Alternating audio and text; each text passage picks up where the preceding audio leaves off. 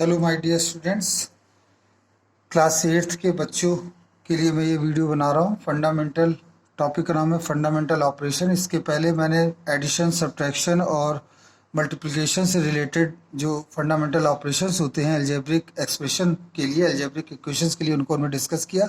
आज हम डिस्कस करने जा रहे हैं डिवीज़न, कि किस तरह से अलजेब्रा में डिवीजन्स को हम हैंडल करते हैं और उनको हम टैकल करते हैं। तो आइए कुछ डिवीजन्स के क्वेश्चंस को लें और इनको समझें। ये काफ़ी आसान क्वेश्चंस हैं। देखिए, सबसे पहला क्वेश्चन लेते हैं। 36x⁴ divided by 6। तो अगर ये क्वेश्चन हमारा और इससे कहा जाए, हमेशा एक चीज़ याद रखिए, डिवीज़न का मतलब होता है अपॉन का साइन लगाना, और जब आप डिवाइड करेंगे तो हमेशा नंबर को डिवाइड करता है और अलजेब्रिक एक्सप्रेशन को डिवाइड करता है। तो यहाँ पर इसका आंसर सिंपली आ जाएगा 6x⁴। इसमें कहीं कोई दिक्कत नहीं हुई।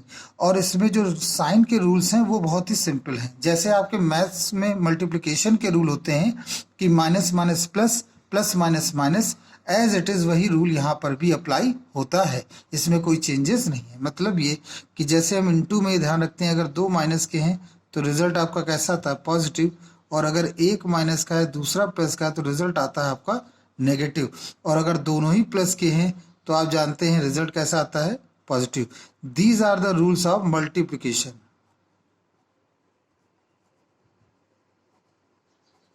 And division.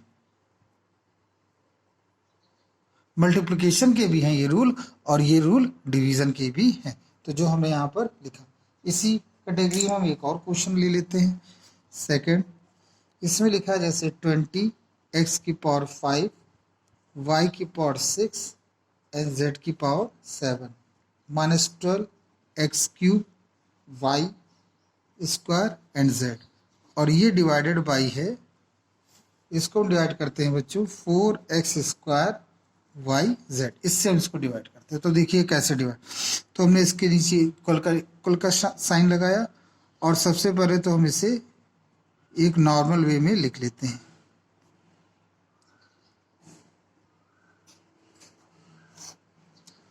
4x² y और z, ये लिख लिया। अब इसके दो तरीके हैं, लेकिन जो सबसे 8th स्टैंडर्ड की अगर हम बात करें, अगर उस स्टैंडर्ड से आप क्वेश्चनों को समझना चाहते हैं तो आप सबसे अच्छा ये है कि आप अलग अलग डिवाइड करते हैं। मतलब यहाँ पर ये कॉन्सेप्ट लगाइए, जैसे a + b डिवाइडेड बाई 2 लिखा हो तो आप इसे a/2 + b/2 लिख सकते हैं। तो हम वही डिवाइड करके लिखते हैं 20x⁵, y⁴ 6 और z⁴ 7 upon 4x² yz -12x³ y² z upon 4x² yz, ये हमने लिख दिया अलग अलग। अब इसे हम डिवाइड कर देंगे। तो डिवीजन में आप जानते हो कि ये नंबर को डिवाइड करते हैं। सबसे पहले तो साइन देखा जाता है, साइन तो इसमें प्लस ही है तो प्लस ही रहेगा, 5 हो गया ये।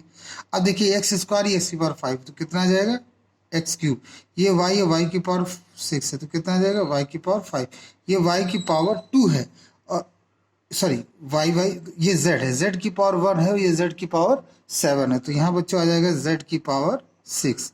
यहाँ आते -12 डिवाइडेड बाई 4 कितना आ जाएगा, 3, x³ और x², ये आ जाएगा x, क्योंकि हमने आपको अलजेब्रा का रूल बताया है। अलजेब्रा में जो सिंपल सा नियम है कि पावर जो होती है वो सब्ट्रैक्ट हो जाती है डिवीजन में, और मल्टीप्लिकेशन में पावर ऐड हो जाती है। तो यहाँ पर ये सब्ट्रैक्ट हो जाएंगे, तो y² upon y that becomes y and z becomes cancel, ये कैंसिल है। तो आप इसका आंसर ये लिख सकते हैं। तो ये इसको डिवाइड करने पर आया। यहाँ पर जो रूल अप्लाई किया गया बच्चों वो ये है, a⁴m डिवाइडेड बाई a⁴n को can be written as m - n, ये चीज। अब अगर हम क्वेश्चनों पर निगाह डालें इसमें, तो हम पाएंगे अलग अलग तरह के क्वेश्चंस, उनको हम यहाँ नोट करते जाते हैं और आपको बताते भी जाते हैं। क्वेश्चन नंबर 3 हमने अगर लिया, देखिए मैथ्स की विशेषता ये होती है कि अगर आप हर प्रकार के 2-2, 3-3 क्वेश्चन लगा लेंगे तो फिर आपको वो कॉन्सेप्ट क्लियर हो जाएगा। तो आइए इसमें देखते हैं question 13ab divided by a। तो ये सबसे आसान क्वेश्चन है। 13ab लिखा, डिवाइडेड बाई a लिखा है, a और a कैंसिल हो गया, 13b। ठीक है, 4th देखें, तो इसमें अगर लिखते हैं -63 x³ y⁵ और z⁵ बाई, ये बाई लिखा है तो बाई का मतलब ये है कि यहाँ पर डिवाइड करना है y² z। तो यहाँ बाई का मतलब हो गया डिवाइड करना। कैसे डिवाइड करेंगे, फिर इसको सिंपल वे में पहले लिखते हैं, या 9 या x³ या y² और ये हो गया।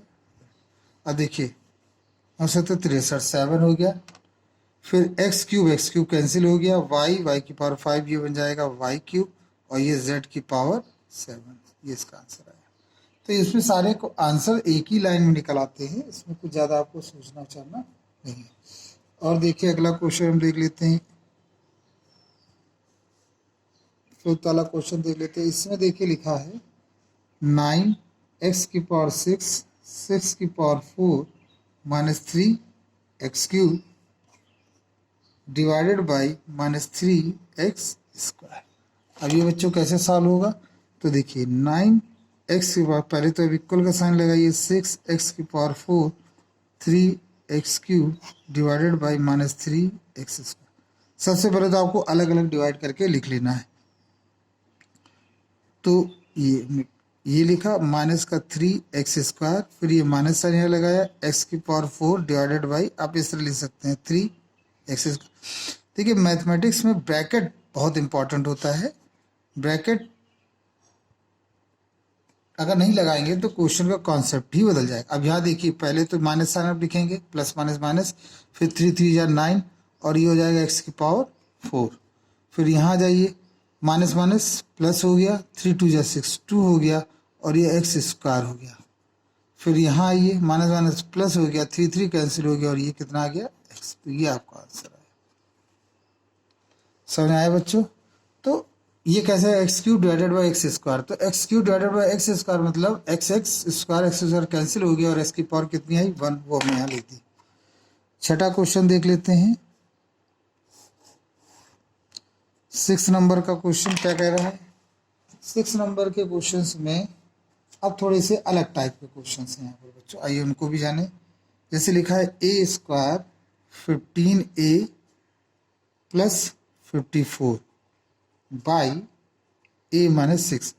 अब यहाँ पर डिवीजन मेथड को हमें अप्लाई करना पड़ेगा। ये क्या है डिवीजन मेथड, आइए देखते हैं। सबसे पहले तो आप इसको ऐसे लिखें a-, इसको इस तरह से डिज़ाइन में, जैसे आप नंबरों को डिवाइड करते हैं इन द सेम वे आपको वैसे लिखना। बट डिवाइड करते हुए ये ध्यान रखिएगा हाईएस्ट पावर सबसे पहले लिखी होनी चाहिए, उसके बाद उससे कम और फिर लास्ट में आपका कोई नंबर आना चाहिए। तो अब देखिए हम इसको डिवाइड करेंगे। तो सबसे पहले डिवीज़न का अलजेब्रा में रूल है कि ये चीज़ जो सबसे पहले लिखी ये सेम होनी चाहिए। ये a है, ये a² है, इसका यहाँ पर हमारा क्या होना चाहिए a में a का गुणा किया कितना आया a², a में 6 का गुणा किया कितना आया 6a। अब देखिए ये माइनस हो गया और ये प्लस। डिवीज़न में हमेशा साइन पलटते हैं, ये याद, क्योंकि आपको पता है घटाते हैं हम, अभी सब्ट्रैक्ट देम, और जब हम सब्ट्रैक्ट करेंगे तो यकीनन जो साइन होंगे वो कैसे होंगे, पलट जाएंगे। तो यहाँ पर साइन तो जो पलट जाते हैं तो जो साइन आया वही इंपॉर्टेंट है, ये इंपॉर्टेंट है। तो ये कैंसिल हो गया आपका, ये प्लस और ये माइनस है, तो इसमें से घटाने पर आ जाएगा माइनस का 9a और ये हो जाएगा प्लस का 54। ठीक है। अब फिर नेक्स्ट टाइम पे देखेंगे 9a है, ये यहाँ a है, माइनस का 9 है तो इसलिए -9 लिख देंगे यहाँ। तो ये हो जाएगा माइनस का 9a और ये हो जाएगा प्लस का 54। बस इसमें यही बात ध्यान रखनी, जो पहले वाला ये नंबर होता है या जो भी अलजेब्रिक एक्सप्रेशन हो वो सेम होना चाहिए। तो उसके लिए आपको ऐसा सोचना है कि किस अलजेब्रा से इसको मल्टीप्लाई करें कि इसका है, तो a से मल्टीप्लाई करोगे, माइनस a प्लस हो गया, प्लस है ये माइनस और ये कैंसिल हो गया, कुल मिला के कितना आया 0। तो ये इसका आंसर आ गया a - 9। अभी और भी क्वेश्चन लेते हैं तब और आपको समझ में आ जाएगा। एक और क्वेश्चन लिया हमने यहाँ पर, चलिए अब रेड से लिखते हैं जिससे कि अंतर हो सके। 7 क्वेश्चन ले लेते हैं। 7 क्वेश्चन इस प्रकार से है बच्चों, हम इसे डायरेक्ट लिख रहे हैं जिससे कि आपको समझ में आ जाए। 5x² 17x + 10, ये लिखा हमने। अब हम इसे डिवाइड करने जा रहे हैं। देखिए कैसे सॉल्व होगा। 5x², अब सबसे पहले तो ये 5x² और ये 5x है, क्या क्या होना चाहिए, x के साथ इंटू के क्या हो जाएगा 5x², फिर x माइनस 2 के साथ 2x, ये माइनस है और ये प्लस है। क्यों प्लस हो गया, क्योंकि साइन पलट जाते हैं। अब यहाँ पे आ जाएगा माइनस का 15x और ये प्लस का 10। अब देखिए यहाँ पर माइनस है, यहाँ पर प्लस है, यहाँ माइनस है, इसका मतलब माइनस होना चाहिए। Very good. अब ये 15 है, ये 5 है, इसका मतलब यहाँ पर 3 होना चाहिए और x नहीं होना चाहिए। क्यों, क्योंकि जब 5 का 3 से मल्टीप्लाई करोगे तो 15 ही आएगा, 15x और ये प्लस का 6। अब ये देखिए इस क्वेश्चन की अगर हम बात करें तो यहाँ पे आप देख सकते हैं 5, ये 5 लिखा था, ये 2 लिखा है। तो अब देखिए ये तो 15 हो के कैंसिल हो गया, लेकिन ये पहले तो आप साइन बदलिए, प्लस और ये हो गया माइनस, ये कैंसिल हो गया। तो इसमें देखिए क्वेश्चन भी आपका बच गया, इसमें देखिए क्वेश्चन भी आपका क्वेश्चन रिमाइंडर आपका आ गया, ये क्वेश्चन कहलाता है, ये रिमाइंडर आ गया। तो कभी कभी क्वेश्चन में पूरा पूरा डिवाइड नहीं हो सकता। इन दैट केस अगर वो डिवाइड नहीं होता है तो हमें सोचना नहीं है।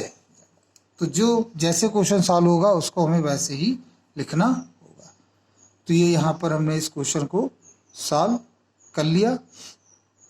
सॉल्व करने के बाद जो आया, बस इसमें ध्यान ये रखना होता है कि हमें जो क्वेश्चन है वो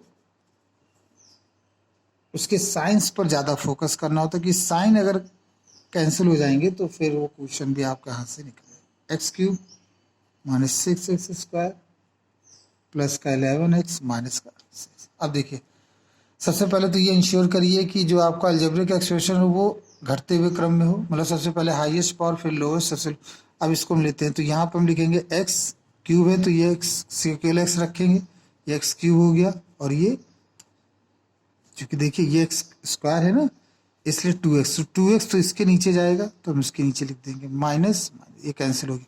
सबसे पहले कौन सी लिखी जाएगी, हाईएस्ट पावर, फिर उसके बाद 9 10 11 प्लस का 9x और ये हो गया -6। साथ में आप ले सकते हैं, -6 उतार लें, उससे कोई दिक्कत नहीं है। और ये आपका ना, अब देखिए -6 है और ये कितना है 6x², तो हम यहाँ पर -6 लिखेंगे और आगे कुछ नहीं लिखेंगे। क्यों, क्योंकि -6 से इंटू होकर माइनस का 6x² हो गया और ये माइनस का 12 हो गया। अब देखिए यहाँ क्या होगा प्लस और ये प्लस, ये कैंसिल हो गया आपका।